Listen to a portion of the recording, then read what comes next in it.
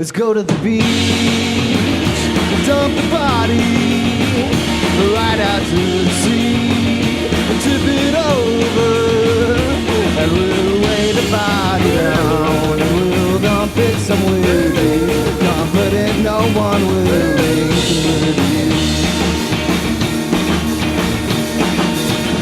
Let's go to the beach, we'll take precautions. We go with the birds, use some sunscreen, and we'll lay the body down, and we'll dump it somewhere, confident no one will make the murder.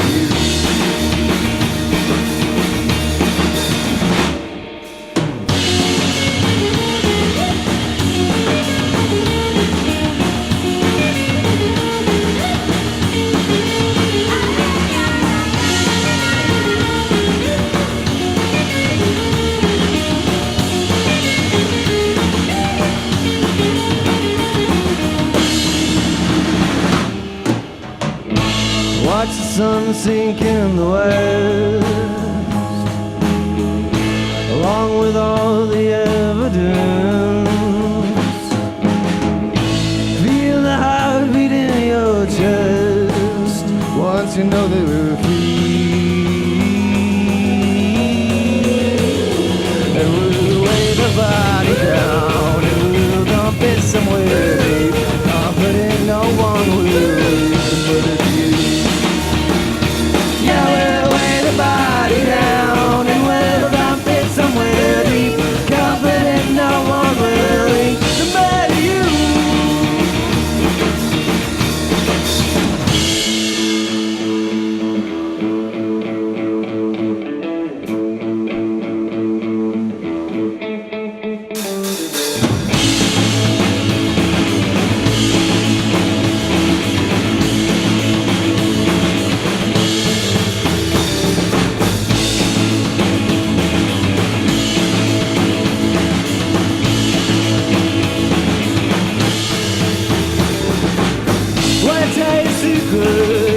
I watch you dance. You're about to feel this way. You gotta tell that I can read. You're trying to hide it, but it's wrong for me. Hey!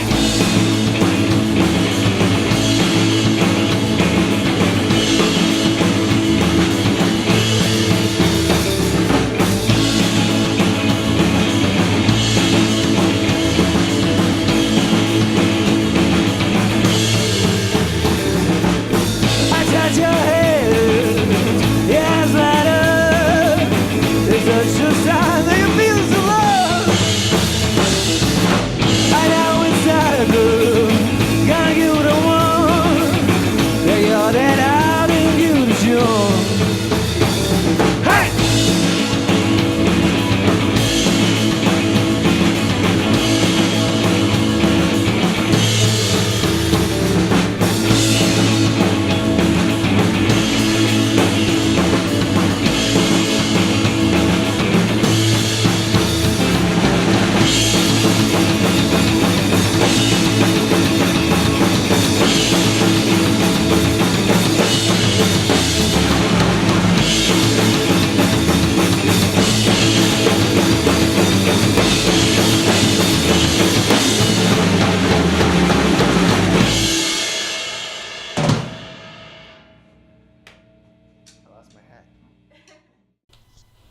Welcome back to Sonic Sofa. We are here with Golden Idols on the Sonic Sofa couch, and we have Eric, Jewel, Patrick, and Saba.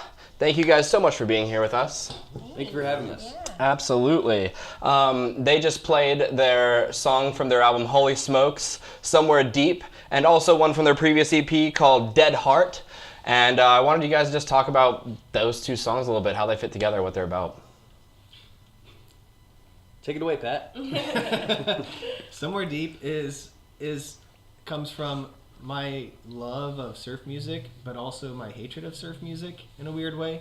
I love the sound of it, but I hate that they're always almost exclusively about going to the beach and hanging with your bros and drinking some beers and looking at girls and then just having a great time. Which is Pat hates great I times. hate having a great time with a fiery passion. No, seriously, I can't really hang out at the beach. I get really bored, and then Yeah, we were just discussing how he owns no shorts. I don't Yeah. You don't own? Yeah, I don't own shorts either. I own gym shorts, but that's it. gym shorts. But I don't go to the. How does Jim feel about that?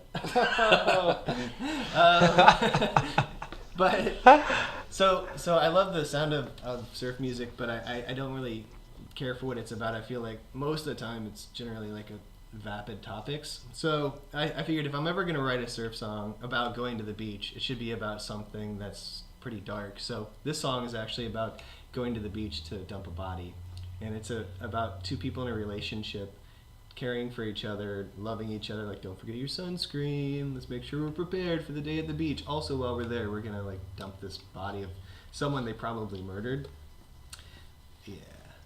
That's a pretty dark theme for a song. Yeah, it's particularly something so fun to dance to. And then the other one's really just fits well musically with it. It was an easy transition to make.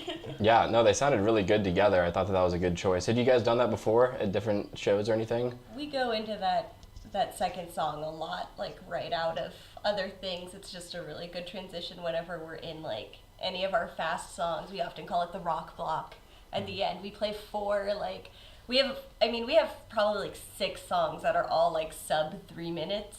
Mm-hmm. So oftentimes, just to avoid feeling like starting and stopping too much, we just go right into them. Yeah. So all of them have that kind of like, you can start it right away kind of vibe. Plus sometimes you only have, like you're running into we like to play the whole, we get 45 minutes for a set, so we like to play the whole 45 minutes if we can. Yeah. And if you pause after each one of them, you might have to wind up cutting one. So we're always in fear of the sound guy being like, okay, you have time for one more song. Mm-hmm. So we just if it's all one seems like one song, then what are you gonna do? Exactly. This is one song. Yeah. One really long song. And so you guys were talking about some of the process of making Holy Smokes, and for both your EP, self-titled, and Holy Smokes, you guys used Johnny Goss to help you guys produce and record it. What's your relationship like with him? He's awesome. He's a lovely man. He is. He's He's a great guy. We yeah. mostly we met him because we were kind of stalking him because so this was before Eric and Saba were in the band. Me and Patrick were talking about like who we really liked and what albums we really liked, and we really liked the sound of Laluza's first album, especially the vocal work in there was something that we wanted to kind of replicate.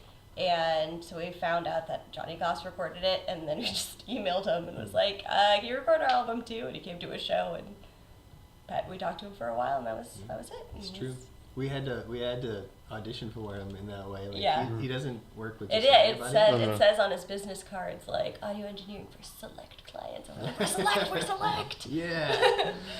That's awesome. But he's great. He we always give him producer credit because he does so much more than just engineer. Like, he helps us figure out a lot of stuff when we're out there. If like you guys need a part that does something in this range here, or this vocal line is like totally whack and you need something else, and so he really helps us out a lot. He's a big part of our sound. Nice. Thus far, I think. Yeah, I thought that the sound overall in Holy Smokes was just like so good. Like just listening to other local music in Seattle, like there's so much good local music, but that album just really stood out to me with the overall cohesive sound was like really great. And you guys kind of have like a retro sound, but it still feels completely modern. It still feels like it is relevant today. How do you guys manage that? How do you guys manage to have that feeling of swing? And you guys say you are kindadelic and don't wop. I found those 2 phrases in relation to your guys' music. That's so cool. Like, where does that come from? Well, I mean, for me, whenever I write a song, I listen to all different kinds of music all the time, as they discovered on tour. Depending on who is driving. Putting his iPod on shuffle is just, you never know what you're going to get. Yeah. You go from like Wu-Tang Clan to Dysphere to like Johnny Cash or like Jimmy Rogers, the grandfather of modern country, to like all kinds, like he has like Blue Yodel number 4 and number 2, and just like all these completely disparate genres that go straight from one to the next one. And I love pretty much all kinds of music, and I think we try and do as much of that as we can in our songs too. Like a lot of times one song will have 3 or 4 different genres influencing the sound in it. Mm-hmm.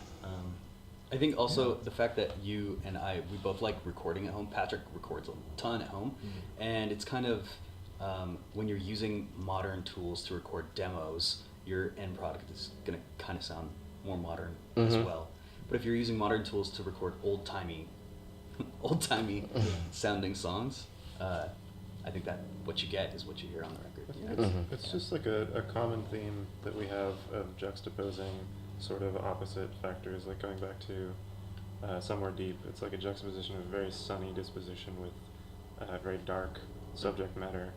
I think we try and strive for the same, like very inspired by classics, but we live in the modern era, so it just kind of comes out that way. Yeah. In addition to that, too, one of the big things that I noticed some years ago when listening to music, particularly music from the 60s, is that you'll hear a song and it sounds really nice and beautiful and upbeat, and then you really listen to the lyrics and you just think, like, man, this is fucked up. There's, like, for instance, One Fine Day, which, who is that? The Crystals, the Shrills? I don't remember. But they sing, "One fine day, you're gonna want me for your girl." And the song is so beautiful and hopeful sounding, but when you really listen to it, it's depressing because it should say, "One fine day when you're done sowing your wild oats and you're ready to settle down and have a family, but probably still cheat on me, I'll be there waiting, and we'll get married and I'll finally be happy." I just thought to myself, that is so sad. Then I think, to me, that definitely informs the writing style. We like to have music that people can not pay too close of attention to if they choose not to. Like, they can go to the show, and when you go to a show, a lot of times you're not going to hear all the lyrics anyway, like, no matter how good the sound is. But they can go and they can dance and then and have a good time, and then when they're listening to it at home later on, and then all of a sudden they're just like, wait, was that? Man, that's dark. And it just adds layers of complexity. This to is what fucked they're up, but listening I already bought the record. What do I do? Yeah, one of my favorite things about the songwriting also is the bridges that you guys have. I mean, especially those first three songs, like the bridges stand out like big time. And Somewhere Deep, we just heard, I love that keyboard part that comes in. It takes it to a completely different place, then brings it back. That's so hard to do. Like, how do you guys manage that? How do you feel about the cowbell in it? Do you hear the cowbell? I don't know if I've picked up on it. I'll definitely pick up on it. Does that happen right at the change? Yeah, right when it goes into it, there's like a distant, like Just almost like a- foghorn cowbell. Yeah. That was Johnny. Johnny's like, this is going to sound great here, guys. Yeah, that's exactly He what opened up his happened. cowbell closet and like picked from like the 12, 13 cowbells he had. It was like, one. Here it is. This one was played by Jesus himself. Last Supper. Dinner's on. Yeah, but about writing bridges, Patrick does, like, I think most of the time Patrick will bring in a complete song, like in terms of chords, lyrics, vocal melody, Structure. Yeah. structure. Yeah, occasionally we'll tweak the structure, but it's all Patrick. Patrick's like a writing machine. And then occasionally we will also, I'm just gonna stroke your ego a little bit. Okay, He's ahead. also really open to changing things. So if you bring something in and someone makes a suggestion like, oh, I think we're just doing this part too long, or we should swap this chorus with that bridge or whatever, he's really open to that too. So I don't know if I answered the question well, but it's all Yeah. Pat. Yeah. Yeah, I think it starts from having a really good base that Patrick's bringing a really good structure, and then the rest of us, I think, trying to change like the texture of the sound whenever Yeah. we hit a bridge, you know. And it's like, if we were loud, go soft. If we were soft, go loud. Like it's a pretty.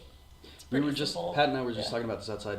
I heard this thing once. It's like a bridge is the part of the song that it tells you what the song would sound like if it were written in an alternate universe. You know, Yeah. and I really like that approach. And It's Gandhi. I was gonna say, which kind of philosopher came up with that? It's very well said. yeah, You guys are only 5 months removed from Holy Smokes. Is there another album sort of starting to take shape, or is that just way too soon to start thinking about? We kind of need to sell some more of the copies of the first album first. Like, we Get we yours have, now. you know, our practice space is a little full with Mm. vinyl, so. You We know. did just get into stores though. Yeah, we did get it in stores, now available. Sonic Boom, Everyday Music, Light in the Attic in the KXP space. Congrats, that's awesome. Yeah, Thank you. so pick it up Yeah. And- so that we can have more space in our practice room again. But yeah, I think we want to take our time and just make sure that, like, we have so many songs that Yeah. Patrick has so many that I haven't even listened to them yet.